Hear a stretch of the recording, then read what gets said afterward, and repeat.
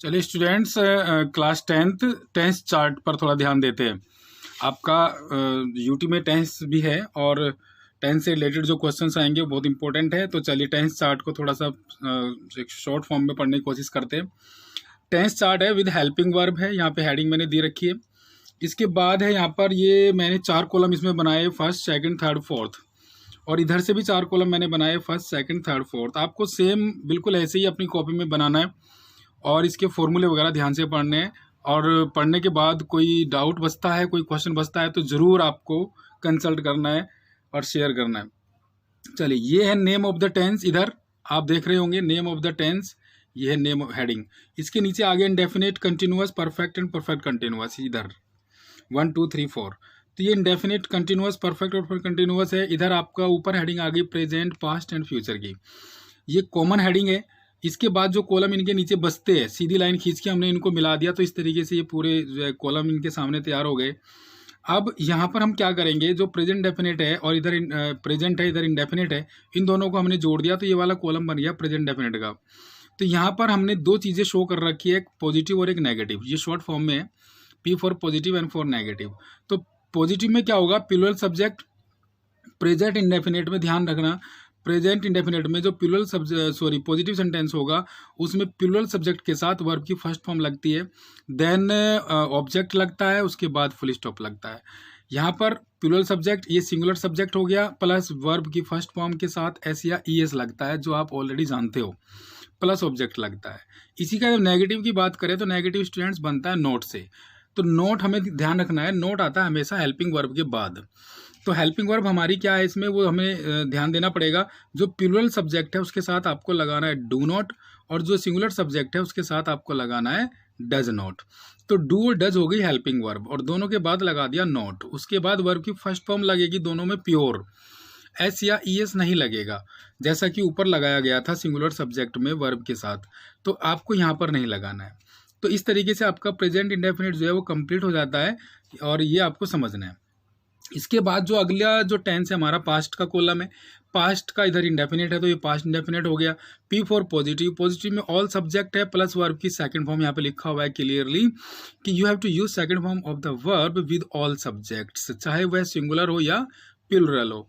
उसके बाद ऑब्जेक्ट लगेगा, लेकिन नेगेटिव में उल्टा हो जाएगा। नेगेटिव में ऑल सब्जेक्ट तो लिखा हुआ है, लेकिन यहाँ पर हेल्पिंग वर्ब आ गई डिड, तो डिड के साथ नोट, और नोट के बाद हमें लगाना वर्ब की first form. Means you have to remember that V1 is used with do, does and did always। हमेशा do के साथ, यहाँ देखिए do does के साथ वर्ब की फर्स्ट फॉर्म है, यहाँ पे did के साथ वर्ब की फर्स्ट फॉर्म है। तो केवल पॉजिटिव में सेकंड फॉर्म लगानी है, नेगेटिव में आपको वर्ब की फर्स्ट फॉर्म ही लगानी है। उसके बाद आ जाता है हमारा फ्यूचर, इधर आ गया हमारा इंडेफिनेट। तो फ्यूचर इंडेफिनेट का ये कॉलम हो गया। तो P फॉर पॉजिटिव, आई और V के साथ सेल लगता है, शायद आपको पहले से पता होगा, cell plus V1 plus object. उसके बाद एन, इसका जो अदर सब्जेक्ट बच गया पॉजिटिव में, आई और वी को छोड़ के उसके साथ विल लगाना है, और वर्ब की फर्स्ट फॉर्म के साथ ऑब्जेक्ट, और अंत में फुल स्टॉप लगाना है। लेकिन नेगेटिव में क्या करना है, वही आपको हेल्पिंग वर्ब के बाद नोट लगाना है। तो शैल और विल हमें मिल गए यहाँ पे हेल्पिंग वर्ब ऑलरेडी, तो शैल और विल हमने यहाँ लिख दिया, ये हेल्पिंग वर्ब से। उसके बाद आपको नोट यहाँ पे दिख रहा होगा, उसके बाद वर्ब की फर्स्ट फॉर्म है और ऑब्जेक्ट है। देन अब हमारा आ जाता है कंटिन्यूअस। तो कंटिन्यूअस इधर है और प्रेजेंट इधर है, तो ये हो गया प्रेजेंट कंटिन्यूअस। तो P फॉर पॉजिटिव, पॉजिटिव के यहाँ पे मैंने 3 फॉर्मूले लिखे हैं ताकि एक एक पॉइंट क्लियरली आपको समझ में आ जाए। तो ये इसलिए लिखा है क्योंकि सब्जेक्ट है हमारे सिंगुलर, प्लूरल और आई। तो आई के साथ आपको हेल्पिंग वर्ब लगानी है M प्रेजेंट कंटिन्यूअस में, और प्लूरल सब्जेक्ट के साथ लगाना है आर, और सिंगुलर सब्जेक्ट के साथ लगाना है इज। तो तीनों हेल्पिंग वर्ब हमारी पॉजिटिव में ही लग गई, एम आर इज। और उसके बाद चाहे जो भी आपका आगे का जो पार्ट है सेंटेंस का कुछ भी हो, उसमें आपको वर्ब की फर्स्ट फॉर्म लगानी है, आईएनजी लगाना है, ऑब्जेक्ट लगाना है। तो ये आपका कॉमन हो गया।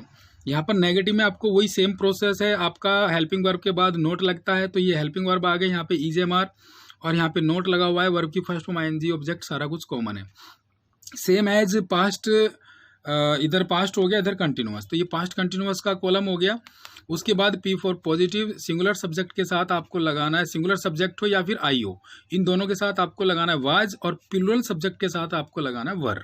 ये दोनों हेल्पिंग वर्ब है, ध्यान रखना, एक वचन के साथ वाज और बहुवचन के साथ वर, दोनों में फिर V1 प्लस ING का प्रयोग होना है, क्योंकि ये भी कंटिन्यूअस है, ये भी कंटिन्यूअस है, तो कंटिन्यूअस के लिए कॉमन है V1 प्लस ING। इधर आपका नेगेटिव है, तो वही हेल्पिंग वर्ब के बाद आपको नोट का ध्यान रखना है, वाज वर आपने जो भी लगाया, सिंगुलर सब्जेक्ट है तो वाज, प्लूरल है तो वर, जो भी आपने लगाया उसके साथ नोट लगा के वर्ब की फर्स्ट फॉर्म और ING लगाना ही लगाना है। उसके बाद आ जाता है फ्यूचर कंटिन्यूअस, ये फ्यूचर का कॉलम है, कंटिन्यूअस इधर है तो ये नीचे का कॉलम आ गया।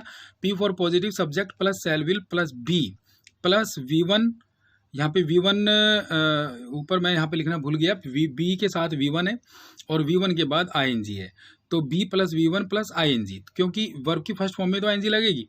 उसके बाद नेगेटिव है तो सब्जेक्ट शैल विल के बाद नॉट, उसके बाद सारा कुछ वही रहना है, B plus V1 plus ING plus object, ये सारा कुछ वही रहना है।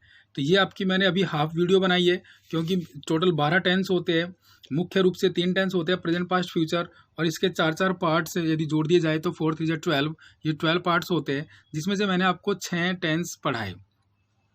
6 टेंस के बारे में मैंने आपको नॉलेज देने की कोशिश की है, समझाने की कोशिश की है। इसको आप साथ के साथ अपनी कॉपी में नोट डाउन करें, क्योंकि you have not sufficient time.